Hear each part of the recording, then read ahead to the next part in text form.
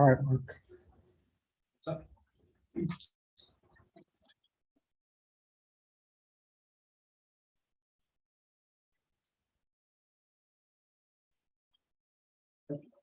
Good evening. Welcome to the Town of Cicero Planning Board meeting. Would you please rise and join us in the pledge of allegiance? Allegiance to the flag of the United States of America and to the republic for which it stands, one nation, with liberty and justice for all.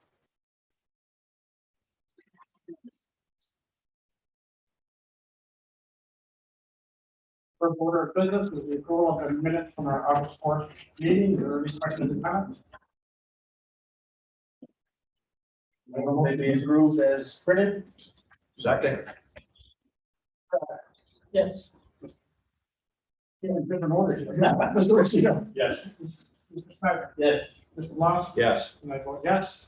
Now we'll open the meeting to public comment. Is there anyone here that would like to speak to the planning board regarding an item that is currently before the board? Yes, please come up to the microphone.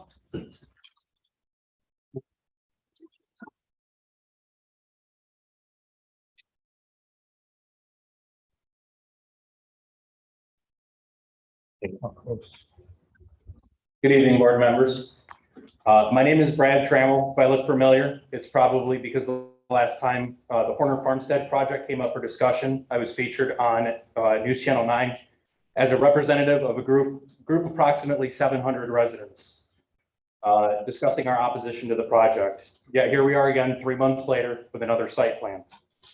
However, this time we're talking about funneling the traffic from this project directly into the Eldon Meadows development, turning what I live on, a quiet back street, into a main thoroughfare. As a resident of 7 years of this town, as a taxpayer, that's unacceptable to me. I have a 3-year-old son who plays on that road, rides his bike, his tricycle. It's unacceptable. The residents and neighbors of this town, the residents and neighbors of this proposed project have already spoken. This is our second time that we've spoken out against this. We've said we do not want houses on that plot of land. Why the property owners, our town government, feel that 3 months later will change our mind is beyond me. The issues that are before us are still the exact same. Access to clean water, overabundance of flooding, concerns about safety, and overcrowding. Just because the project is not connected to Lakeshore Road does not mean that any of these issues have been addressed. If anything, the new version of this project stands to make the existing issues much worse. The fact stands that the last time our town council said no to this change, it was because the Department of Transportation and this board advised that the intersection of Lakeshore and 31 could not handle additional traffic. The traffic from this proposed change will still affect Lakeshore Road. Now, only from Eldon Meadows, a 500-foot road being its only access point.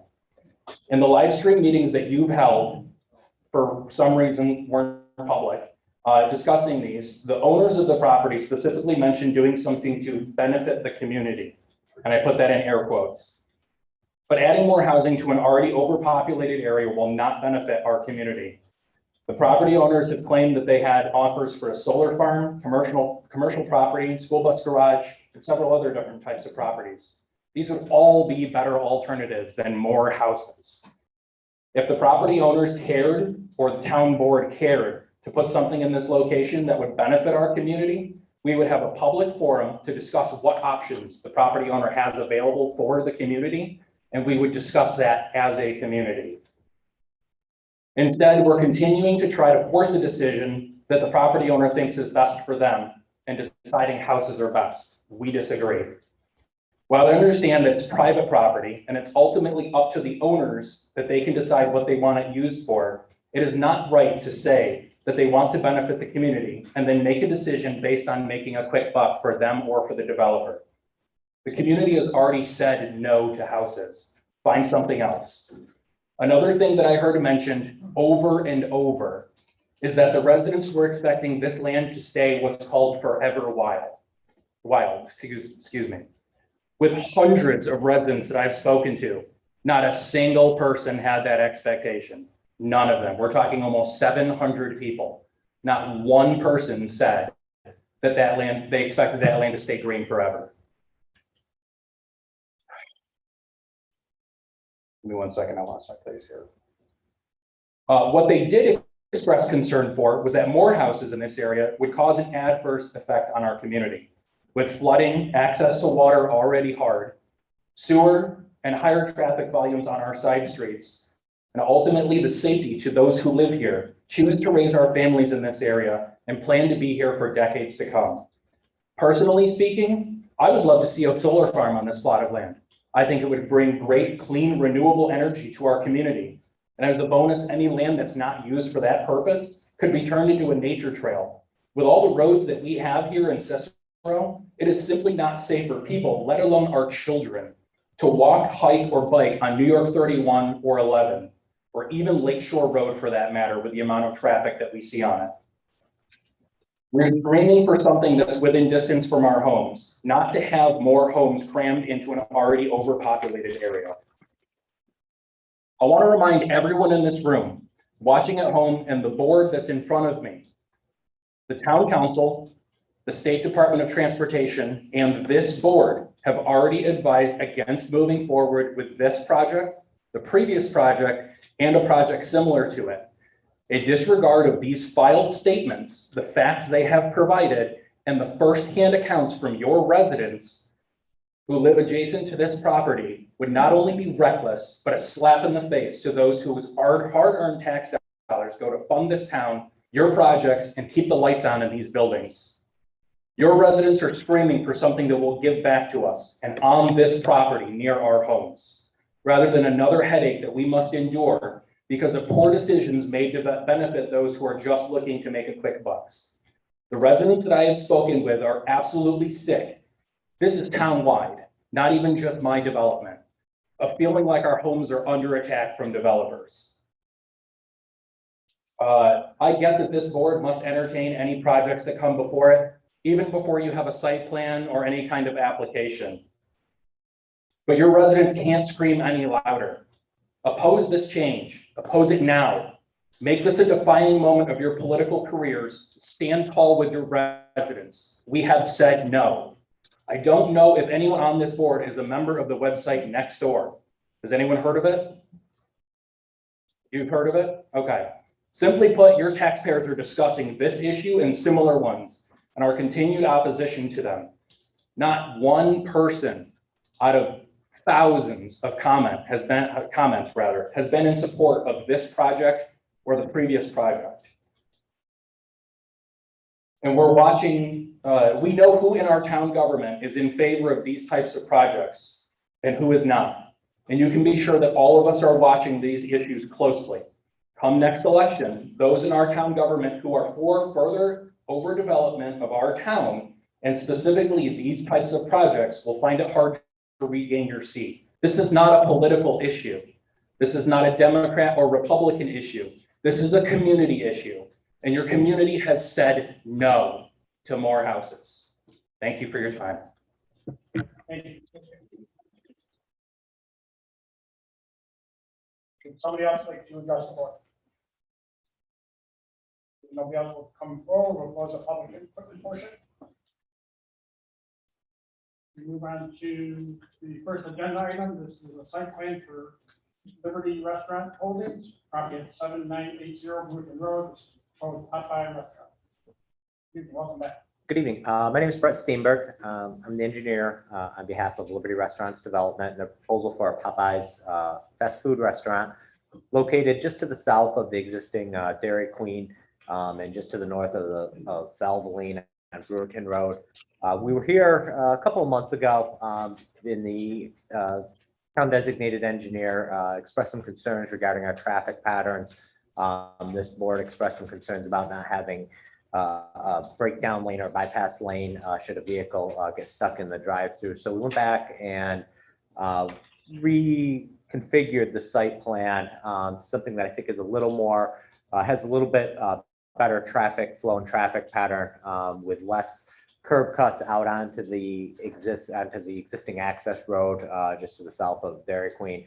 What we've done is just added one curb cut on the east end corner of the parcel onto this existing access to the shopping plaza. The curb cut, the the turning radius you see here is is for a large SUV, and when I say large SUV, I'm referring to Chevrolet Suburban or Cadillac Escalade, full-size SUV or full-size pickup truck, quad cab pickup truck. So we tried to make sure that we have adequate turning radius to get into the parking area.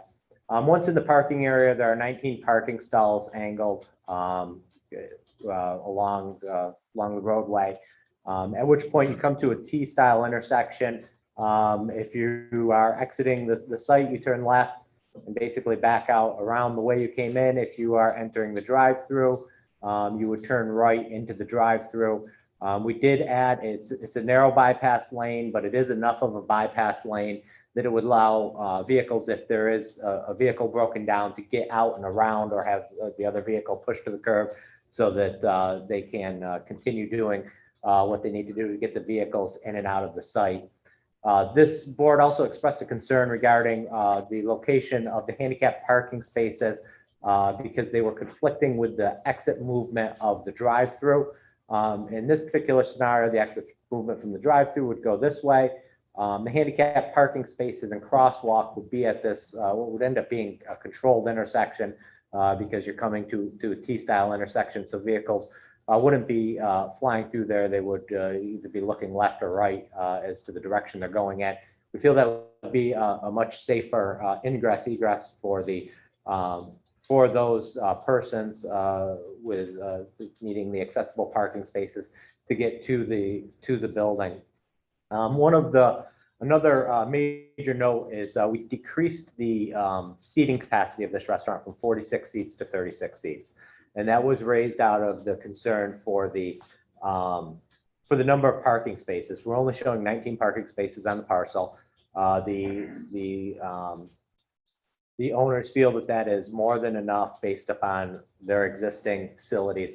However, they did pursue a parking agreement with Wide Waters, basically a shared parking agreement that overflow parking can utilize the parking in the back here.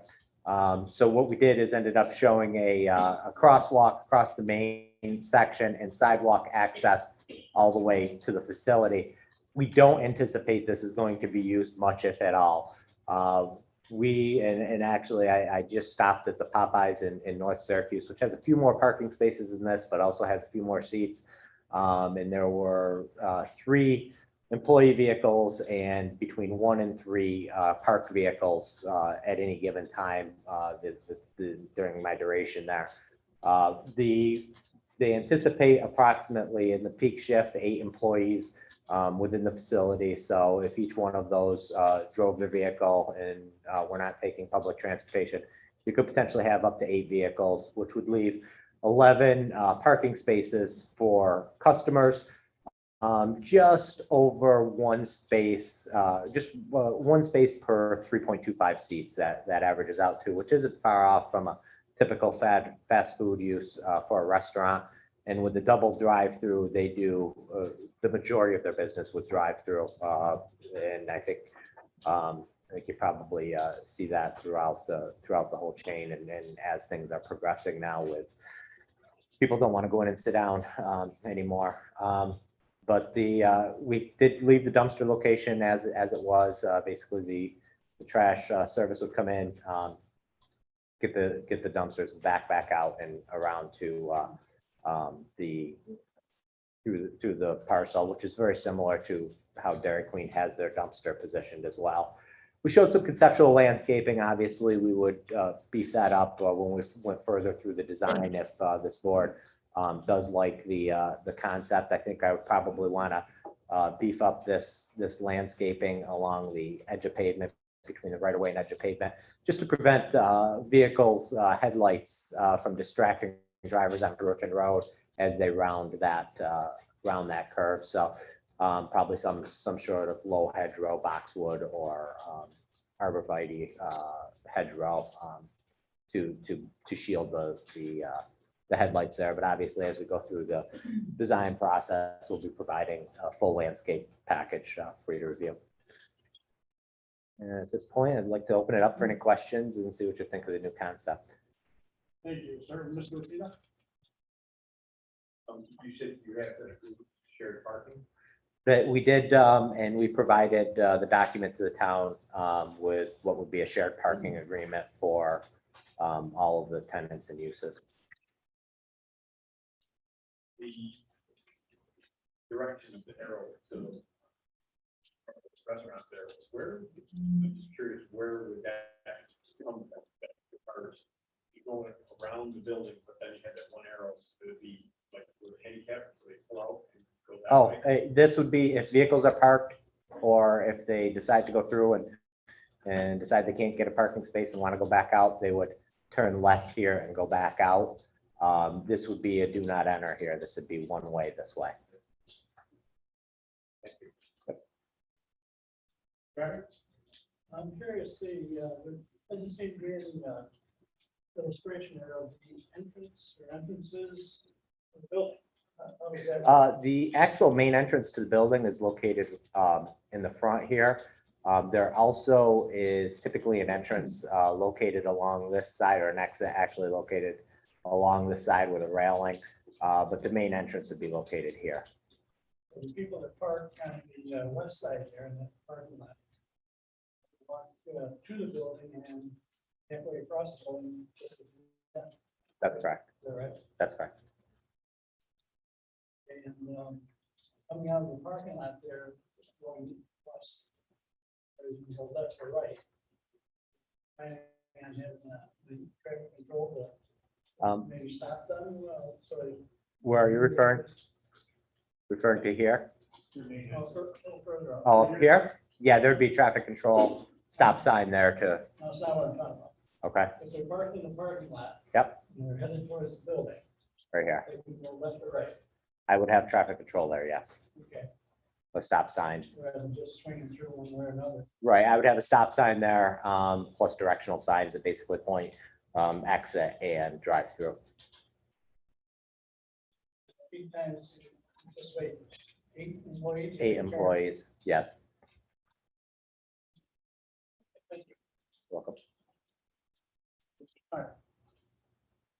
I think you also have traffic control at the, if you were driving, say you were in the parking lot, you're done eating, you're going to go out, where the traffic would interfere with the driving lane, drive-through lane, and the, yeah, right. Right here, yes, there would be Another stop sign. there would be there a stop also. sign there as well. Now, would that stop sign also tell the people in the drive-through to stop, so they both kind of pay attention to what the heck's going on? We could do that. I typically would let the drive-through lane continue because it's a straight lane, but we could certainly put a stop sign there if that's something that this board sees as necessary. I think the other thing that concerns me is the attitude was, well, if there's not a place to park, if we've got 8 employees parking there, then we're gonna make you, people that really want to eat in our restaurant, we're gonna make you walk from a parking lot that's next, across the road. Shouldn't we in fact say on this project that the employees will in fact park in that remote lot, and therefore we do have the 19 spots available for the people that the building is there for, the customers? That is something that I could present to the owners and ultimately the management. As I stated, this is really it's an issue with the owner. Man, obviously, if somebody doesn't have a place to park, then they may not eat there. They may just leave or choose to go through the drive-through. But based on their experience, and they own several Popeyes restaurants, this is more than adequate parking for the number of seats that they have inside. Okay, but I'll tell you from my standpoint, I would not walk from that remote lot if the lot was full, especially if I knew the lot was full because there are 8 cars in there that belong to employees. Because again, the building is there, the employees get paid to be there, we go there to eat, therefore let me have a place to park near the restaurant or I won't go there. I understand, and I think that's something that might progress as if they find that they have peak hours where there is an excessive, they may ask their employees to park in the accessory or the shared parking. Obviously, there's probably a good chunk of the time when that would not be necessary. So having that as a blanket statement and may not be something that the owners would entertain. I don't know. I think there's no question that the comments that Mark made last time, you've done considerable to get those out of the way. I think this is definitely a much better layout and car through plan than what was first presented. So, I appreciate that. Yep. Mr. Fox. I'm all set, thank you. Mr. Murphy, I'm good. Thank you for the improvement. Thank you. I like your statement on the landscaping along Route 11. I think that needs to be beefed up as well. Can you point out where the sidewalk is on that? The sidewalk, I'm sorry, along Route 11. along Route 11. I would have to double check on that, but I believe it's within the right of way. But that's something that I can make sure is on the next iteration of the site plan. The site is pretty encumbered with improvement. I was wondering what the plans were with snow removal. Snow removal would have to either be more than likely end up being removed from the site once, certainly we get our share of snow here in Western New York, and you're absolutely correct. There isn't enough room on the site or green space to stack the snow. So it would be up to the landlord or the owner, the franchisee, to have the company actually remove the snow from the site once it exceeds the boundaries in which it's. Or should that be adjusted somewhere along the process? That would move? I mean, ultimately it comes down to an operational issue. Sure. And I'm glad to bring that up. And eventually when we get there, can bring that up because there is no room for, snow storage on the site. It's very tight. We still have the northerly parking spaces. Everybody's walking down and through the main drive-by. So, and this is a very narrow site. We're trying to fit something in here and then. It's tight too. It is tight. That's good. But I'd like to look at some of them.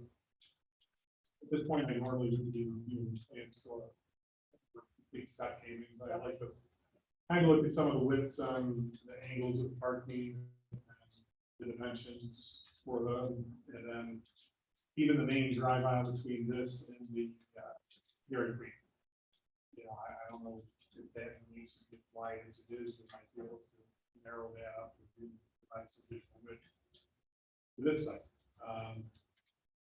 I'd like to take another look at this a little more detailed.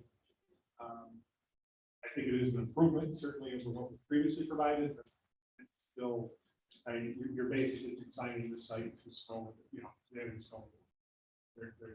Or pushing it on to adjacent.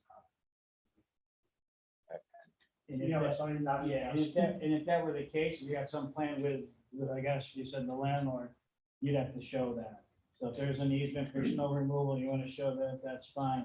And I'm just gonna step back and talk about the shared parking. That easement is shared, that I saw is for shared parking, it is not dedicated parking. In other words, other people can be parking this. It's not dedicated to, use the site plan. So if we're talking about a situation where, okay, you're gonna require all their employees to park there, that would need to be dedicated parking. So we would know that there's enough spots there. Because right now you can say, okay, we have an easement for shared parking, but if it's in use by other people for, accessing the overall development, then you really don't have those spots to begin with. And I agree with that statement. If we did do the employee, and that's one of the reasons I think they would be reluctant, is if we dedicated employee spaces, it would have to be taken away from one of the existing tenants and given to this particular tenant through some sort of agreement within the facility. And I don't know that the owners of the facility are ready or prepared to do that. But that was one of the main catalysts with reducing the number of seats in the restaurant as well. Yeah, it seemed to me, I read over the parking agreement. It's kind of a deeded, recorded type of thing, it's just an agreement between the parties, it's not gonna run with. Right, Right, it's an agreement for them to, what I saw, we could refine it later on, and they have different requirements, but what I saw was, it is not dedicated parking, it's like shared parking for, well, if it's open, you really can't count on that, because you don't know if those spots are gonna be open and available. It gives them access, so if it's open and if there's overflow, somebody can park there, but it's not dedicated, which would mean it's dedicated to their use. for me, it almost felt like we need to look at what they're offering on site for parking. Exactly, offsite is nice, if it's. Yeah, it's, in reality, outside of the legal agreements, if you fill up that site, somebody who wants to park, they're gonna park somewhere else in that site, they're gonna find parking and walk. But that's not really what you're planning for. What you're planning for is, you know, the number of parking spaces that they have that can be utilized on site. And then there's an agreement that may be put in place that would give you shared parking, which is shared parking, not dedicated. So maybe it's available and maybe it's not. We'll continue to look at the parking. Yeah, and I appreciate that, and I encourage you to go to other, I know as I stated, the Popeyes in North Syracuse has a few more parking spaces than this. However, the Popeyes on Erie Boulevard has 11 total parking spaces with the drive-throughs. It is How big is that restaurant compared to this? oh, it's actually bigger, More seating? more seating. And at least that's based on what the franchisee, I didn't go and count seats, but that's what the franchisee told me before we came last time. This is an extremely high drive-through use, much more so than sit-down type of use at restaurant. They do have a tendency to get some foot traffic from public transportation. Actually, that was when I stopped at the one in North Cicero. I was in there with one other customer inside the facility, and it was somebody who was on written public transportation and had come in, and I was the only car parked in the parking lot. The owner, again, I can't say this enough, is very comfortable with this number of parking spaces, and they don't feel it's going to impact their business at all, which ultimately would be what would happen if they couldn't find a parking space. They would likely either go through the drive-through or just leave, more so than utilize the shared parking. And No, nothing. Thank you. Mr. Jermaine, nothing. Mark, anything? No, I'm nothing more than. You're gonna get a review about the Robbie? Well, yeah, again, I want to look at this, see if there's things we can try to continue to improve. I appreciate, your help and everybody's help in, trying to make this something that, the applicant can live with and you feel comfortable with as well. Thank you very much. Thank you. Next item on the agenda is Benderson Development Company, this was property, site 7983, 8003, Wilson Road. One parking. Welcome back. Good evening, Matthew Oates, Benderson Development. We were here about 6 weeks ago, I believe, presented the project to the board to add a cross connection to the Walgreens and some extra parking. Mark had a couple concerns in regards to drive lane width and then the green space on the south side of the property. We have revised the plans, added some additional green space back on the south side. We updated the parking on the right to get them on the north side to get the minimum 20-foot drive lane. We resubmitted the plans. He issued a comment letter last week. There was no additional comments in that letter to address. So I believe at this point we have satisfied all of Mark's comments. I don't think the board had any specific comments to address from the last meeting. So if there's any other questions about the revised design, I'd be happy to answer them. Thank you. Mr. Lucido, any questions? No, all set, thank you. All set? Ross? All set. Mr. Merzia? And all set as well? Good, thank you. Good. Okay. All set. So we propose the standard sequence. Yes, those are standard seeker and that's forward motion. Second. Trustee, Yes. Mr. Adams. Yes. Snyder. Yes. Mr. Ross. Yeah. And I vote yes, Mr. Secret. Move the proposed motion for approval. Yes, you're going to move for the adoption of a resolution approving the application on this Benderson Development Company LLC 7983-8003 Brewerton Road, proposed parking and cross access. This approval is strictly conditioned on the following: the color schemes, drainage, and or elevations presented by the applicant to the planning board in regards to this application shall be incorporated by reference into the site plan and the board's approval thereof. Accordingly, the actual project must substantially conform to the items presented herein. And would like to make that in the form of a motion? Mr. Arceo. Yes. Mr. Adams. Yes. Mr. Snyder. Yes. Mr. Ross. Yes. And I vote yes. Thank you very much, everyone. For doing the cross connection. Oh, no problem. Thank you. Have a wonderful evening, everyone. Next item is ICM Controls Corp. This is for project 7312 Williamsbury Boulevard. For parking lot. Good evening, Mark Chambers is CNS Engineers and Caitlin Chaberka with CNS Engineers as well too. Here to talk about ICM, obviously. Continued success of the Hancock Air Park. The business is doing well. Every so often when you go out there, you'll notice some of the parking that's occurring will be on the access road that comes in off of, what's that, Berry? William. Yeah, you got it. There you go. So the need for the increased parking is a good thing, and business is going well and all that. This is a sketch plan, obviously a review meeting. Some more energy's got to go into this a little bit before we can submit to the town engineer for review and all that. But this is our original thought with that, and just kind of open it up to any questions that you may have at this point. Thank you. Mr. Arceo. No. Mr. Adams. All set. Mr. Snyder. Okay, with, Mr. Ross. Well said. Mr. Rosio. But are you adding any more handicap spaces? We are not planning on adding any handicap spaces for that. No, They're not needed with more space. not at this point. No, not for this project. Will not. Any landscaping we're looking at right here? Yes, that's going to be part of the detailed design. There'll be some landscaping that's going to be added to that area. Most definitely, and probably a little bit on the north side of that as well too. Further beyond it? No. No, this looks pretty minor. So, is that a full set of plans?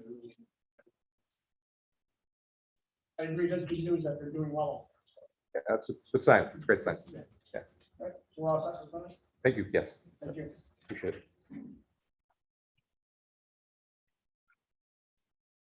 Next item on the agenda is for a site plan extension of the SSC Cicero.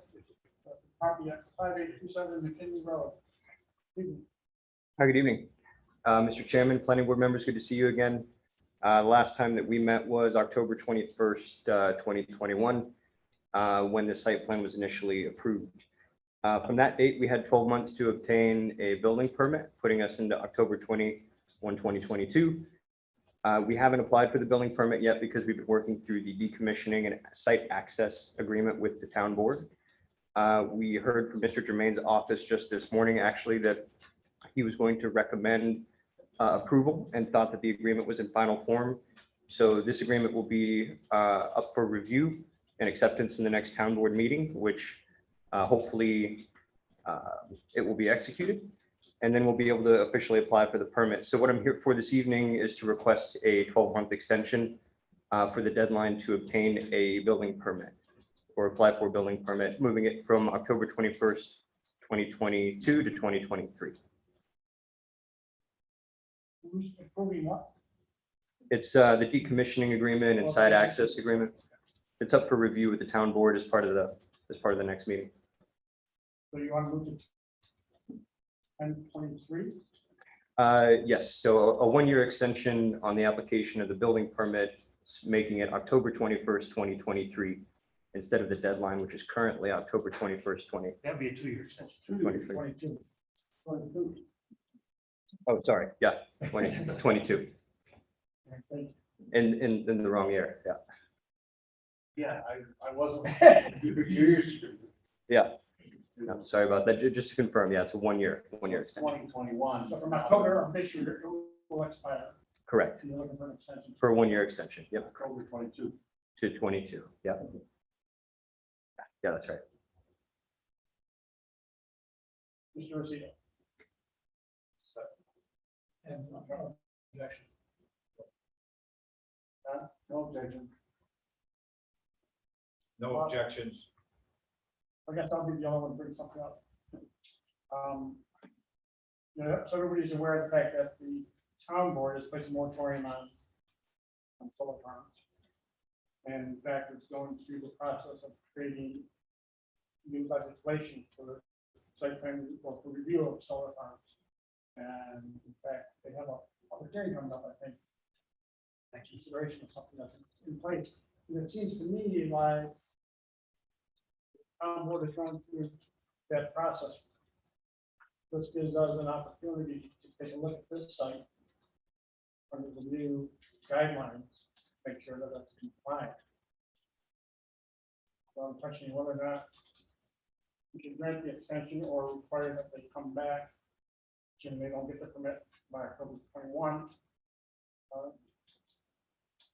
To review it based on the new guidelines that would be established by the town board. You don't know what to do by then. They have stuff in writing, it hasn't been adopted yet because public hearing is scheduled for.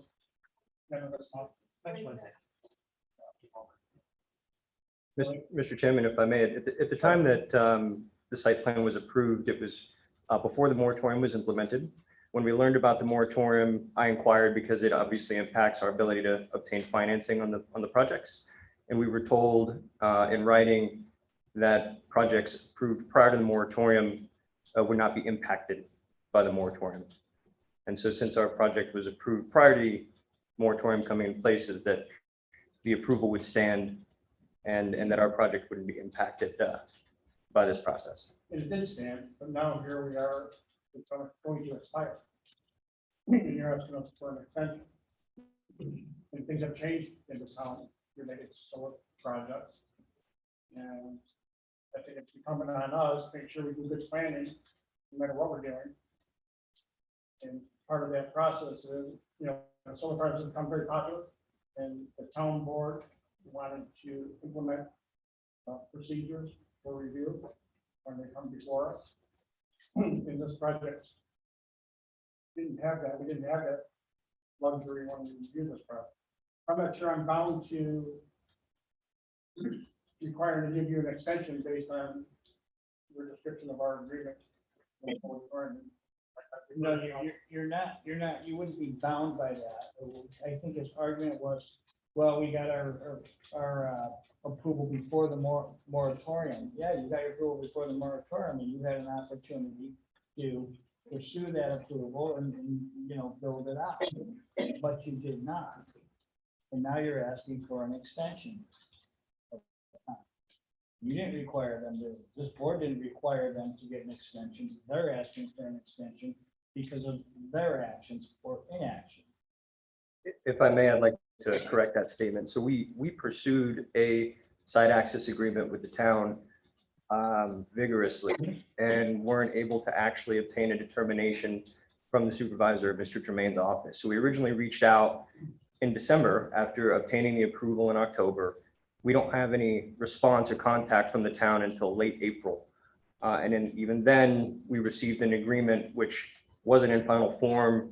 We received another agreement in May, which increased the decommissioning surety amount. So we have worked to push the project forward vigorously, but did work with the town to allow Mr. Germain's office and the supervisor to come up with what they felt was an accurate decommissioning amount and surety proposal, which we had originally proposed a bond or letter of credit, and they had pushed back with increasing the cash surety requirement of the decommissioning amount. So that ongoing negotiation and really, us waiting for the town to to decide on exactly what it is that they wanted has put us in a position of not being able to move the project forward. Otherwise, we would have applied for the permits. So your letter states that the delay was due to obtaining a pilot agreement. Yes, so in order to obtain a pilot agreement, I need a letter of no objection from the town board. So when we went to the town board for a letter of no objection, they pushed back and said, in order for us to give this to you, we need the decommissioning agreement and site access agreement to be completed. When we asked what those conditions were, or asked what the surety amount would be, it took, nearly 2 quarters for us to get there and come to final terms with Mr. Jermaine's office, which finally, I believe we're there.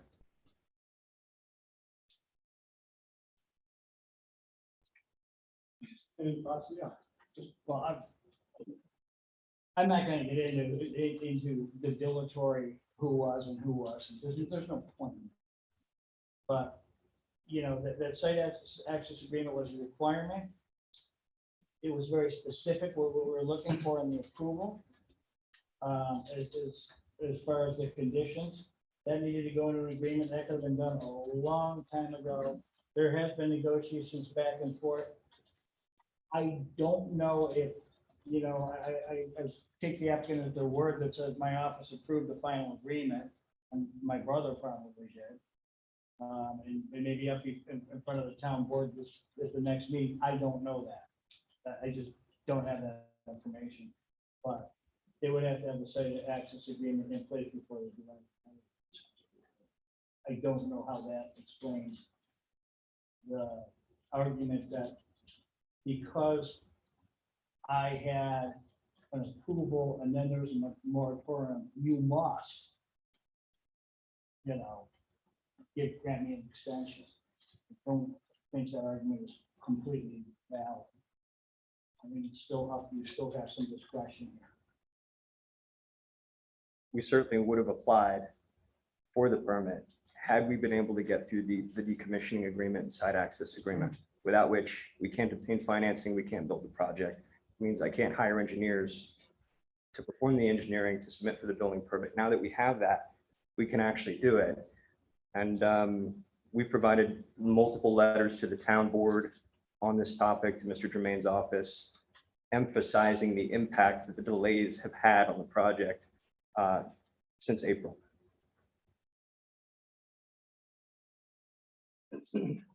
You're another solar farm that was approved all the time frame as yours, and they got panels up there.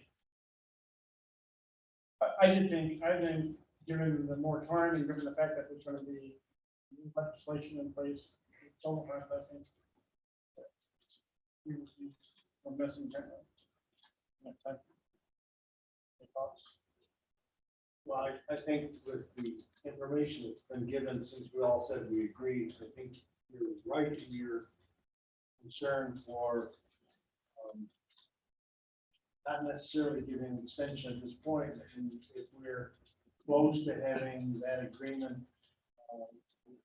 the new law, the new direction that the town board is coming out with soon, then we still have till October to grant an extension and not. I think I would agree we ought to not give the extension at this time. Let the town board do what the town board is doing. And then we'll know how that impacts the project. I agree. I think we should look and see, maybe the changes will be minor and it won't be an issue, but I can do. We still have a couple of months to go. I think we've got the time. I think I'd like more input from the town board. Do we actually have the time? I mean, I don't understand the state of where the moratorium is at. You say that there's a meeting coming up where they're going to release the rules. I don't know what the status is of the moratorium. And my concern is that with the permit, the site plan requirement being late October, is that we would bump up against that or possibly miss it. Should there be another reconsideration of the town board to either expand these requirements or revisit them or have a public hearing in this regard?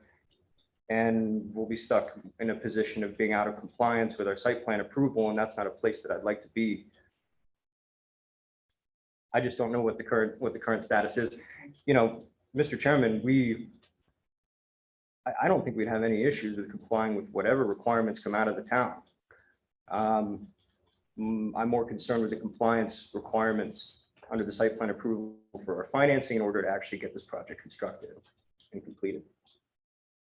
Well, I think what you're hearing, you have to put it to motion. I think what you're hearing is we're not going to give an extension at this point. We want to wait until town board goes through the process that we're going through right now. And then do a review of your plan again to make sure that it's compliant with the new regulation. And the concern that I have is that the town board are the elected officials of this town. We, yes, are a separate board. But we don't have the same job. We're as administrative. they do. We're administrative. Yeah, and I think, I don't believe the site is a problem with the town board.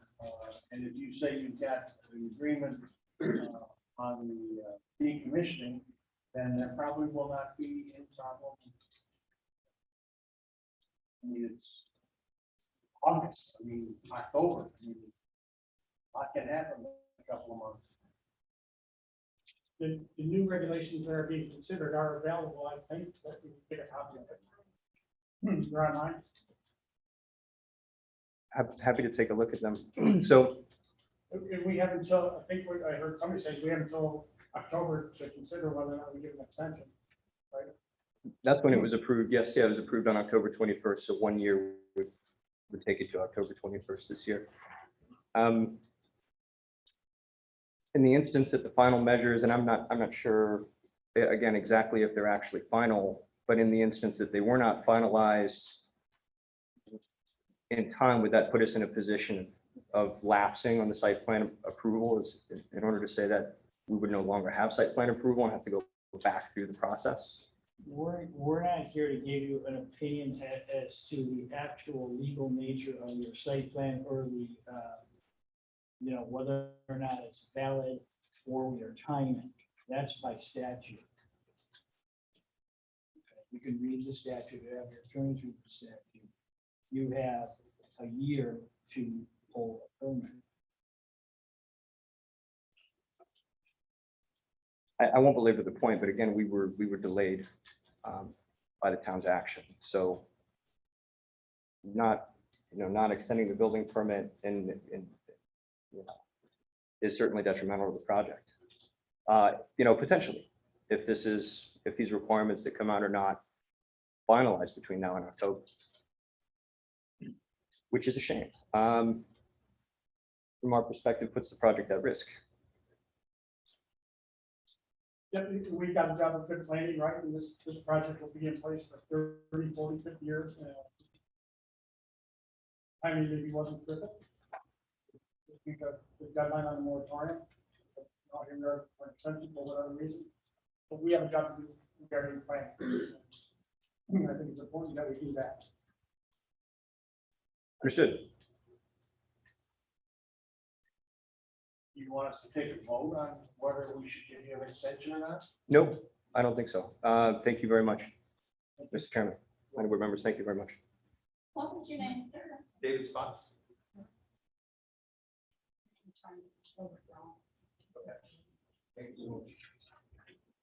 Now, the last item on the agenda is a zone change recommendation. This is an informal discussion. Property, the Horner property, as we heard about already, known as cultural and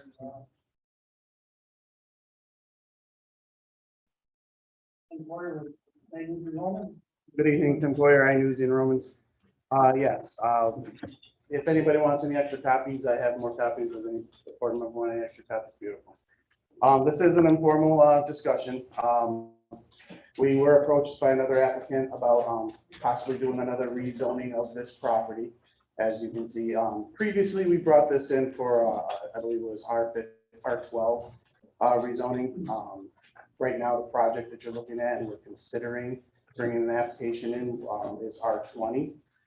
I told and tried to quite frankly, I told the applicant that I wanted to have a discussion with this board before we brought an actual application in, because I just didn't want to waste everybody's time. I believe with this reiteration of the plan, we addressed quite a few of the issues, concerns, and that came up with the previous zone change.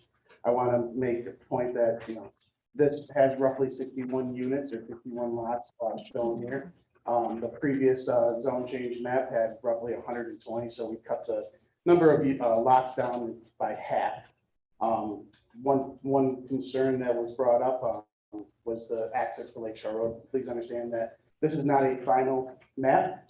This doesn't have to necessarily look exactly like that. We basically put a sketch together of R20 zoning to see what it possibly could yield and what it could possibly look like. If the board and if the town board and planning board thought it was necessary to put an access road out to Lakeshore Road still, we could still do that. That's not necessarily a problem. For this reiteration, I thought that with the state's comments and some of the comments that come from the people of the community, taking that Lakeshore Road access and trying not to adversely affect that intersection of Lakeshore and 31, I thought this was one of the better ideas to do so. What we're looking at doing here is, again, R20, we don't have any of the cul-de-sacs. We're trying to stay away from all the wetlands as we possibly can. A couple of flag lots on the south side of the property. We did look into trying to purchase the Persone property down on the very south east corner of the property to try to gain access down through there to what would be, I think, South Bay on the other side. We can't buy that property. We just don't have the ability to put an access route down through there, so we can't do it. Understand that all the surrounding properties are residential. All the properties on the north, south, and west are residential. With the existing stub streets, it just makes sense that this is a residential community. We thought this was a better idea. We were hoping that this idea would help as far as the traffic issues, the environmental issues, and all the other issues that came up with the property. I'm not saying that it's perfect. I'm not saying that it takes care of all the issues. One thing, we just wanted to get some general comments from the board, see if this helped as far as the concern the board had before, and kind of get the discussion going for the most part. Thank you, Tim. Mr. Rosito? I would agree that it is better, but I think we have the same issues, just on a smaller scale. Okay. Sir, are we all set? I just know that Mr. Snyder has a lot more to say about it, but it's a smaller project. It is better, but it's still going to have same issues. Okay. I tend to agree with all that. Refer to Mr. Smith.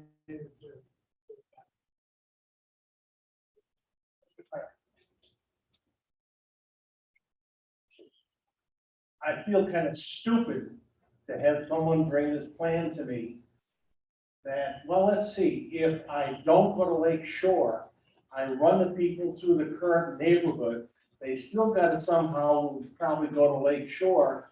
So we ought to approve this one because this one doesn't directly go to Lake Shore. Tim, the same problems are there. You maybe have cut them in half. But the DOT says we got a problem. We say we got a problem. I don't think your current layout, it reduces the problem from a grapefruit to an orange, but an orange is still a problem. Okay. And so I don't see how I can move to say that traffic in this case will certainly not be implemented and be indicated as a problem. So I certainly would not jump for joy for this plan. And even if there was a Lakeshore connection, you still have the same sentiment. Okay.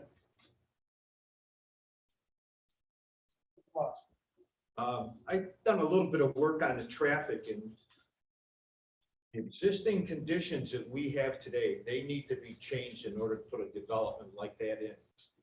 Right today, let me rephrase that, tomorrow morning, if you wanted to be there, there's a car going westbound on Lakeshore every 9 seconds. Think about that, every 9 seconds. That doesn't count the ones that are going eastbound, that's strictly west. So now you add the eastbound in there, can you imagine all these streets that enter into Lake Shore? If you only took half, if you were to get this development, you took half of those vehicles and put them on Lake Shore, and the other half you send over to 31. Now, from 9 seconds, you put the eastbound traffic in there, that cuts the 9 seconds down. Now you're gonna add some more cars in there. It's gonna be a disaster. Now, that's just from the hours of 6 until 9. That doesn't even count the rest of the day. That don't count the traffic that's gonna come from Lake Shore Marina if they build them 248 units in there. It's gonna be a disaster. Okay, thank you. Mr. Mirza, I have the same concerns that I had last time. Without that access road, it's all fade. I had one comment. At the present time, this property is zoned agriculture. Correct. Under that zoning, sure that you can develop housing on 1 acre or more lots. That is correct. So with the current zoning, and we have looked at doing a potential subdivision plan. At the current zoning, it's agricultural. You'd have to have 1 acre lots, and we can roughly yield about 50 or 52 lots with 1 acre lots on this property. So yes, you can do a subdivision with 1 acre lots. With the infrastructure, it's questioned whether or not it's feasible. So 50 some lots isn't too far. Right. But bring that to the table.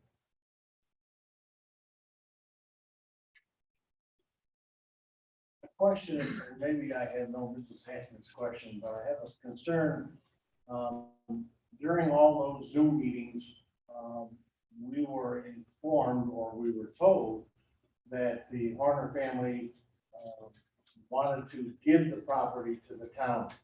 And I've never heard, number one, whether that's true, and number two, I've never heard who the individual for the town was that said, thanks, but no thanks. And I'm wondering if that can be cleared up. I honestly heard the same thing over the meetings, and I believe it was, and again, I'm just going off of what I believe was happening.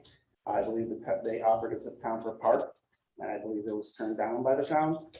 This was a number of years ago now. But who in the town? I mean, because. I can get that answer. We're not involved. I can find out and ask the Horners directly, but again, that's just something I heard. Same as you, I heard the same thing.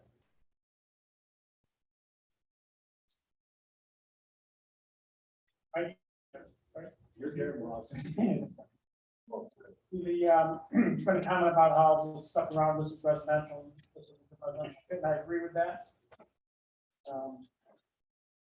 I also agree with the fact that DOT's statement regarding Lake Shore 31 intersection is not good. Got to be better with 61 lots as opposed to 120. I don't know if you would get the state to say. No, so I did, before I even talked to the town, I did reach out to Betsy Conley, the state DOT, with this plan and a couple of reiterations. Basically, her comment was the same thing. It's better. It's better. It's not as impactful, but basically the state's banned it. They don't want any development in the picture.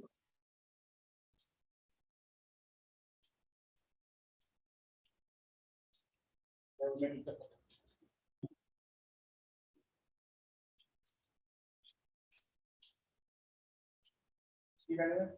No, thank you. Yeah.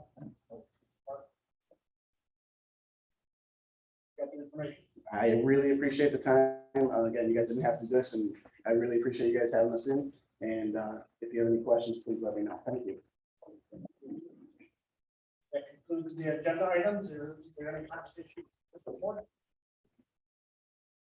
Do we have a motion to adjourn? Motion to adjourn. Second. Thank you. Meeting is adjourned. Thank you, everybody. Have a great night.